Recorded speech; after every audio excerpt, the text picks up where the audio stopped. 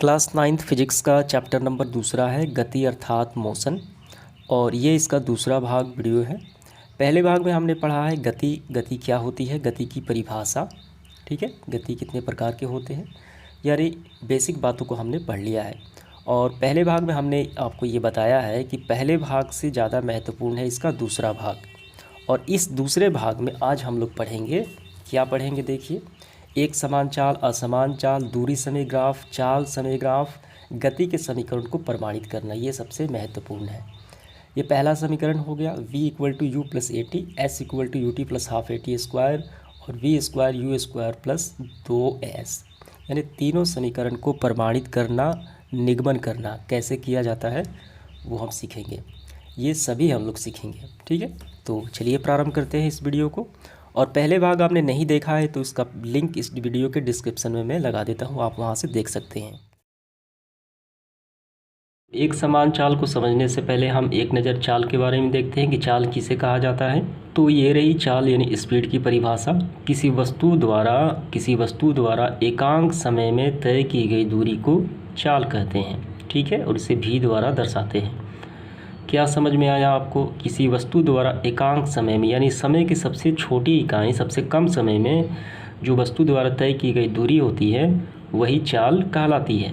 और इसे भी द्वारा डिनोट किया जाता है, स्मॉल v द्वारा। यानी चाल इक्वल टू दूरी बटे समय। ठीक है, यानी चाल से ये दोनों चीज़ें क्या हैं, एक दूसरे के पूरक कहे जाते हैं। हमें चाल निकालना हो तो दूरी भी चाहिए और समय भी चाहिए। इसके बाद देखिए, चाल को v द्वारा सूचित किया जाता है और दूरी को s से सूचित किया जाता है और समय को t से सूचित किया जाता है। अब हम देखेंगे चाल का मात्रक क्या होता है, यानी v इक्वल टू s बटे टी। s क्या है? दूरी है। दूरी का क्या होता है? मीटर होता है। t क्या है? समय है। समय का क्या होता है? सेकंड होता है। और ये बटे में है यानी प्रति, तो इसका मात्रक हो जाएगा मीटर प्रति सेकंड, चाल का मात्रक। ठीक है, तो आइए इसके बाद हम लोग समझेंगे एक समान चाल क्या होता है। एक समान चाल, नाम से ही स्पष्ट है, चाल जो है वो एक समान है। जब कोई वस्तु समान समय अंतराल में समान दूरी तय करती है तो इस प्रकार की चाल को क्या कहा जाता है? एक समान चाल कहा जाता है। तो यहाँ पे देखिए, ये दूरी और समय का ये ग्राफीय निरूपण है और ये एक समान चाल को हम यहाँ पे डिनोट करेंगे। तो जब कोई वस्तु समान समय अंतराल में समान दूरी तय करे तो उसे एक समान चाल कहा जाता है। ये जो है वो समय को निरूपण करता है x अक्ष, और ये y अक्ष जो है वो दूरी को निरूपण करता है। समय सेकंड में है, दूरी जो है वो मीटर में है। तो यहाँ देखिए 10 सेकंड में, ठीक है, 10, 20, 30 और 40, यानी सब में 10 का अंतर है और इसमें भी 10 का अंतर है। तो 10 सेकंड में 10 मीटर की दूरी, ठीक, 20 सेकंड में 20 मीटर की दूरी तय करती है कोई वस्तु। 30 सेकंड में देखिए ऐसे, और यहाँ पे 30 मीटर की दूरी। 40 सेकंड में 40 मीटर की दूरी। यानी कहने का मतलब जितना ये दूरी बढ़े, जितना समय बढ़ता है तो दूरी भी उतने ही अनुपात में बढ़ता है। ठीक है, यानी इसमें भी 10 का ही अंतर चलता है, भी है वो समान अनुपात में बढ़ती है, ये समान समय के अनुसार।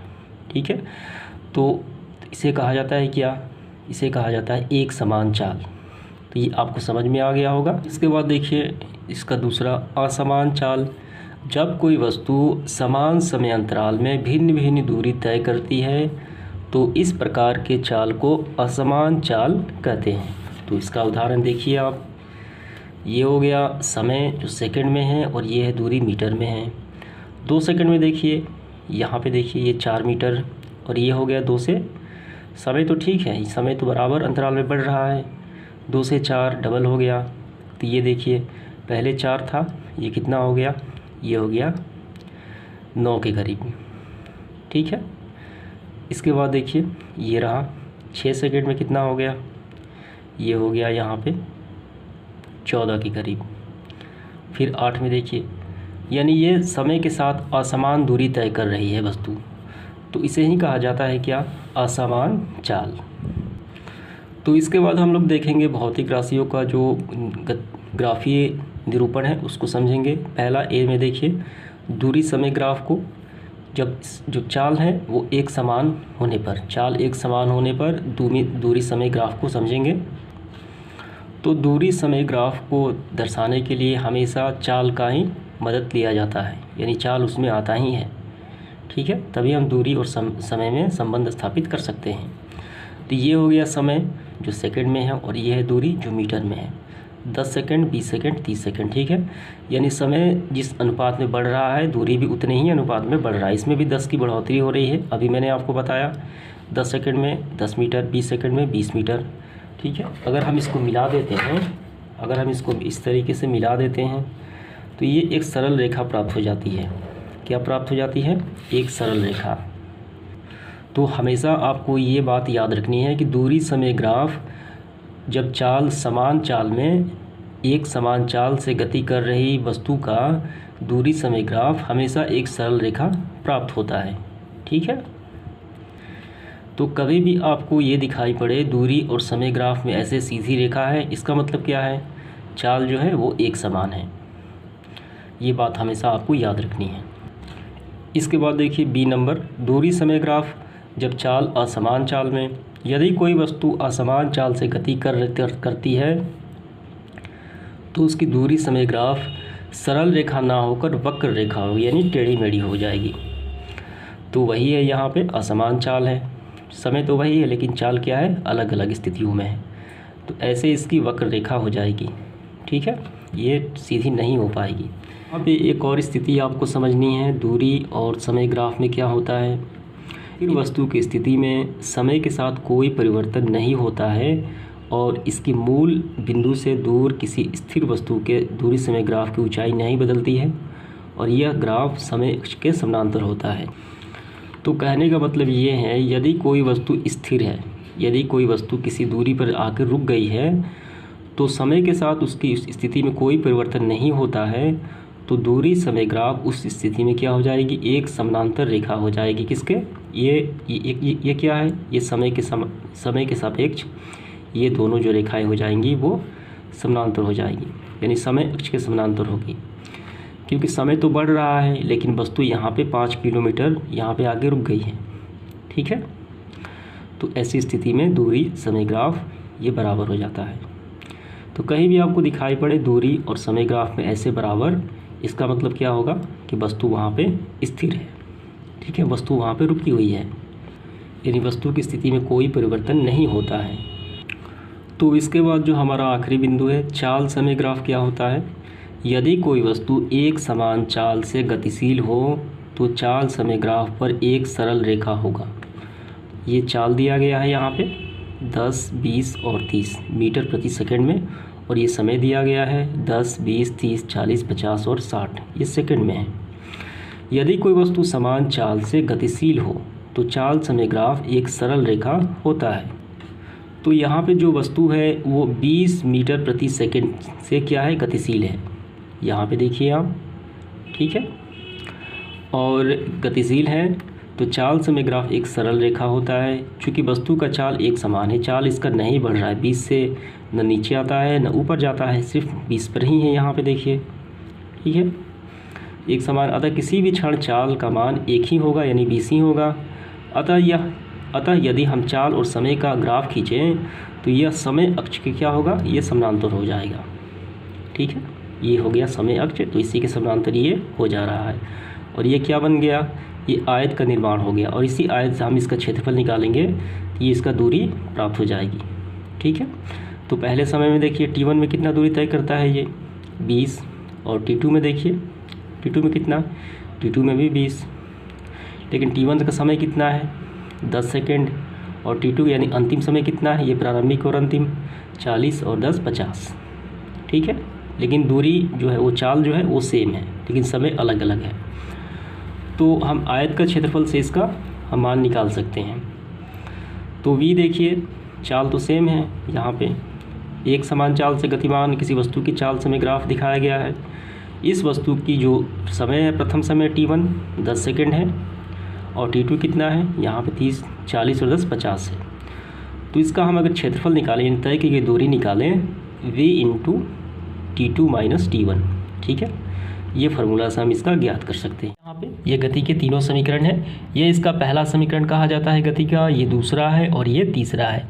पहला देखिए क्या है? V equal to u plus a t, s equal to u t plus half a t square. तीसरा है V square equal to u square plus 2s। तो सबसे पहले हम गति के पहले समीकरण को सिद्ध करेंगे, तो लेकिन उससे पहले इन संकेतों का क्या मतलब है उसको पहले हम लोग समझ लेते हैं।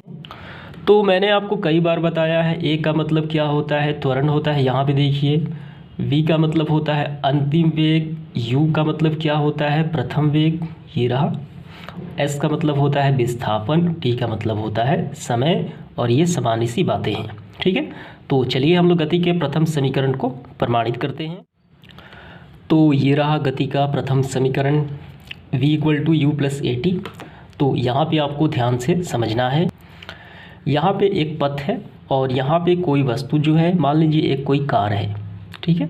ये कोई वस्तु है, यहाँ पे विरामावस्था में खड़ी है। जब वो खड़ी है तो उसका समय क्या होगा, शून्य होगा, और उसका वेग भी क्या होगा, u। उसका वेग देखिए u यानी प्रारंभिक वेग, वो तो शून्य होगा। तो इसके बाद वो t समय बाद, ठीक है, समय का मान पहले 0 था तो समय जो बढ़ गया उसका मान t हो गया। t समय बाद उसी वस्तु का जो पहले वेग शून्य था, अब उसका वेग क्या होगा, दूसरा वेग v हो गया। प्रथम वेग है शून्य और दूसरा वेग t समय बाद हो गया v। तो वेग में परिवर्तन हुआ तो क्या हुआ, ये त्वरण उत्पन्न हुआ, तो इसे a द्वारा डिनोट करते हैं, ठीक है। तो ये बातें आपको समझ में आ गई। वस्तु खड़ी थी तो उसका प्रारंभिक वेग शून्य और समय भी दोनों शून्य है, और t समय बाद उसका प्रारंभिक और उसका द्वितीय वेग v हो गया, और समय जो है शून्य से t हो गया, तो वेग में परिवर्तन हुआ तो त्वरण उत्पन्न हुआ, ठीक है। तो यही बात हम यहाँ पर पहले लिखेंगे, लिख लिए हैं। देखिए, हमारा कोई वस्तु प्रारंभिक वेग u से गतिमान है और t समय बाद उसका वेग क्या हो जाता है, 0 से v हो जाता है और त्वरण a उत्पन्न हो जाता है, ठीक है। तब त्वरण क्या होता है, तब a इक्वल टू होगा, यानी त्वरण किसे कहा जाता है, त्वरण कहा जाता है वेग परिवर्तन की दर। त्वरण किसे कहा जाता है, वेग परिवर्तन की दर को त्वरण कहा जाता है, ठीक है। यानी v2 माइनस v1 बटे टी। जहाँ भी दर लग गया उसका मतलब समय से भाग। तो हम इसको इस तरीके से लिखें या इसे इस तरीके से भी लिखें, वो एक ही बात है। v2 कौन सा है, लास्ट वेग है, और v1 क्या है, वो प्रथम वेग है u, ठीक है। ऐसे लिखे या ऐसे लिखे, एक ही बात है। तो वेग परिवर्तन की दर को त्वरण कहा जाता है, यहाँ पे त्वरण उत्पन्न होता है, तो ये हो जाएगा v माइनस यू बटे टी, ठीक है। तो v का मान देखिए कितना है, v का मान यानी अंतिम वेग है v, ये तो v ही है। प्रथम वेग कितना है, ये तो शून्य हो गया, बटे t, ठीक है, t ये हो गया, ठीक है। समय 2 है तो यानी ये भी होगा अंतिम, t2 माइनस t1। तो t2 देखिए कितना है, t है, और t1 समय कितना है, शून्य है, ठीक है। इतना समझ में आ गया आपको, v1 और यहाँ पे t2 माइनस t1। तो यहाँ पे देखिए, यहाँ पे v, तो यहाँ पे जो प्रारंभिक वेग है ये क्या है, ये u है, ठीक है। इसके बाद देखिए यहाँ पे अगला, तो हम इसको थोड़ा व्यवस्थित करते हैं, a को यहाँ पे लिखेंगे और v माइनस यू, यानी अंतिम वेग माइनस प्रथम वेग, और समय देखिए t माइनस 0। तो ये हो गया, मान लीजिए देखिए यहाँ पहले अगर हम माने समय वहाँ यहाँ पे 1 माने और पहले समय 0 था, तो 1 में से 0 घटेगा तो वही 1 ही होगा यहाँ पे, यानी क्या बचा, यहाँ पे t बचा, ठीक है। तो यहाँ आपको शून्य से घबराना नहीं है, यहाँ पे आप t0 भी लिख सकते हैं। इसके बाद देखिए यहाँ पे t, देखिए t भाग में है तो उस तरफ पक्षांतर होगा, तो t यहाँ उस तरफ गुणा में चला जाएगा तो at हो जाएगा। यहाँ पे क्या बचा, v माइनस u बचा। तो हमें क्या प्रमाणित करना है, हमें v को इस तरफ लाना है। तो v देखिए कहाँ है, v है यहाँ पे, हम v को यहीं छोड़ देते हैं और माइनस u को हम इस तरफ लाते हैं। यहाँ पहले से क्या है, 80 है, ये माइनस का u इस तरफ गया तो प्लस का हो गया u, और यहाँ पे कितना बचा, v बचा। तो देखिए ये प्रमाणित हो चुका है, v equal to u plus a t. यहाँ पे v equal to u plus a t, आप इसको इस तरीके से व्यवस्थित कर सकते हैं, v equal to u plus a t, ठीक है, प्रमाणित हुआ। तो उम्मीद करता हूँ ये आपको समझ में आ गए होंगे। इसके बाद है गति का दूसरा समीकरण, s equal to u t plus half a t square. इसको हम लोग सिद्ध करेंगे। तो कैसे हल किया जाए, तो ये बिल्कुल वैसे ही होगा जैसे हमने प्रथम समीकरण को प्रमाणित किया है। पहले वाले समीकरण में क्या है, आइए उसको थोड़ा देख लेते हैं। यहाँ पे देखिए, पहले वाले को हम ऐसे प्रमाणित किए थे कि वेग परिवर्तन होता है तो वहाँ पे त्वरण उत्पन्न होता है, और यहाँ पे हम त्वरण को लेकर किए थे। यहाँ पे क्या करना है, देखिए यहाँ पे s है यानी विस्थापन है, तो त्वरण उत्पन्न होगा तो यहाँ पे विस्थापन भी उत्पन्न होगा, क्योंकि वस्तु की स्थिति प्रारंभिक और अंतिम न्यूनतम दूरी ये कहलाती है विस्थापन। तो यहाँ पे s भी उत्पन्न होगा। तो आपको ये बातें लिखनी है, ठीक है, यही बातें लिखनी है, लेकिन यहाँ पे s भी लगा लेना है, ठीक है। माना कोई वस्तु प्रारंभिक वेग v से गतिमान है, t समय बाद वस्तु का वेग v हो जाता है, यानी 0 से v हो जाता है, तो त्वरण उत्पन्न होता है और साथ ही साथ वस्तु का विस्थापन s है, ठीक। तो विस्थापन का फॉर्मूले से हम इसका हल करेंगे, ठीक है। प्रारंभिक स्थिति और अंतिम स्थिति, यानी यहाँ पे दो वेग है तो औसत वेग कितना होगा, तो औसत वेग लेंगे हम यहाँ पे, देखिए औसत वेग लेंगे पहला प्लस में दूसरा बटे में 2, यानी आंकड़ों की कुल योग और आंकड़ों की संख्या। औसत कैसे ज्ञात करते हैं वैसे ही ज्ञात करेंगे, ठीक है, u प्लस v बटे 2। तो विस्थापन का फॉर्मूला क्या होता है आपको ध्यान से यहाँ पे समझना है। विस्थापन का फॉर्मूला होता है औसत वेग इंटू समयांतराल। तो औसत वेग निकालने का फॉर्मूला ये रहा। तो देखिए यहाँ पे पहले वाला वेग u हो गया, अंतिम वेग v हो गया, बटे में 2 हो गया, इंटू समय अंतराल। समय कितना है, तो समय तो यहाँ पे 2 है। पहले समय देखिए प्रारंभिक और अंतिम समय, ठीक है, तो t1 माइनस t0। इसके बाद u प्लस v बटे 2 इंटू t1 में से t0 तो ये हो गया t हो गया, इसको समीकरण 1 मानते हैं। गति के प्रथम समीकरण हम यहाँ प्रयोग करेंगे। समीकरण क्या है, v equal to u plus a t. तो गति का प्रथम समीकरण v का मान रखने पर, तो यहाँ पे हम v का मान रखेंगे जो गति का समीकरण है। तो ये मान जो है v का हम यहाँ पे रखेंगे, ठीक है, v के स्थान पे। देखिए s इक्वल टू यू जो कहते हैं प्लस v के स्थान पे ये हो गया और बटे में 2 आ रहा है और इंटू टी। यहाँ पे u और u कितना u, 2u हो गया, प्लस में 80 बटे 2 और यहाँ पे इंटू। अब ये 2 जो है ये दोनों के साथ भाग में होगा, तो ये भाग में होगा तो 2 से 2 कैंसिल आउट हो गए, तो u बचा और ये भाग हुआ तो 1/2 80 और ये इंटू में t है। अब t का गुणा इन अंदर करा देते हैं, t का u के साथ तो ut हो गया प्लस 1/2 80 तो 80 स्क्वायर हो गया। तो इससे ये प्रमाणित हो गया। समझ में आ गया आपको, ये गति का दूसरा समीकरण हो गया। इसके बाद देखिए गति का तीसरा समीकरण है v square plus you square plus 2as को सिद्ध करना है। तो ये बिल्कुल ही समीकरण 2 को हमने जैसे सिद्ध किया है वैसे ही करना है, आपको पहले लिखना है। देखिए यहाँ पे दूसरा समीकरण हमने कैसे हल किया है, आपको पहले ये सारे लिखने हैं। माना कोई वस्तु प्रारंभिक वेग u से गतिमान है, t समय बाद उसका वेग v हो जाता है, ठीक है, पहले 0 था v हो गया यानी v1 हो गया, तो वस्तु का त्वरण a उत्पन्न होता है और विस्थापन भी s है। तो औसत वेग से फिर वही निकालेंगे का कुल योग बटे कुल संख्या, ठीक है, पहला और दूसरा दोनों का योग, और 2 संख्या है तो 2 से भाग, कुल विस्थापन औसत वेग इंटू समय अंतराल।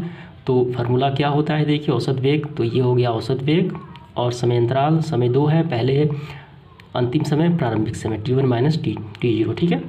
इसके बाद देखिए, इसके बाद u प्लस v बटे 2 और t1 में से 0 घटा तो ये t हो गया। अब इसके बाद गति के प्रथम समीकरण से क्या है, v equal to u plus a T.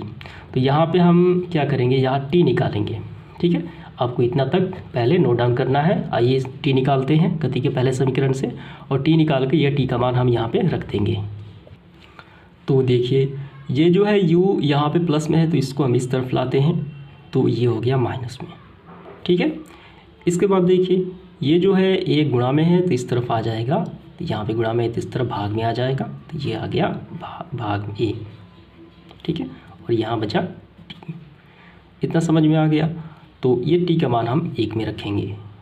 इसके बाद देखिए इस t का मान जो है हम 1 में रखेंगे, यानी समीकरण 1 में रखेंगे, ठीक है। तो यहाँ पे देखिए s इक्वल टू क्या है, u प्लस v बटे 2, ये जो कहते हो इंटू गुणा और t के स्थान पे ये हो जाएगा v माइनस यू बटे a, ठीक है। इसके बाद देखिए यहाँ पे ये क्या हो गया, तो यहाँ पे देखिए ये क्या हो गया, a plus b a minus b. तो इसका फॉर्मूला क्या होता है, ये होता है a स्क्वायर माइनस का b square, a plus b a minus b, आपने पढ़ा है, ठीक है।